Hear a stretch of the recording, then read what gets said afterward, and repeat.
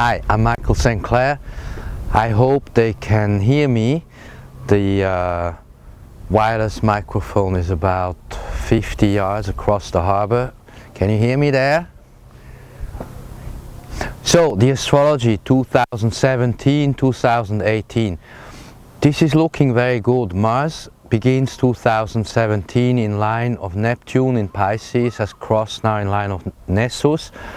So we're seeing the beginning of this whole new Pisces paradigm, which will last 10 years into 2026. So 2017-18 ahead, Jupiter in Libra and then into Scorpio in 2017-18.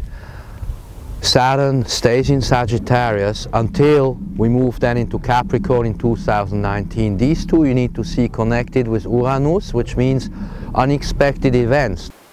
I'm Michael St.Clair. We're discussing 2017-2018, Jupiter Libra, then Jupiter Scorpio. Jupiter Scorpio and Mars in Scorpio early 2018. That's good for gold. Gold will rise in 2018.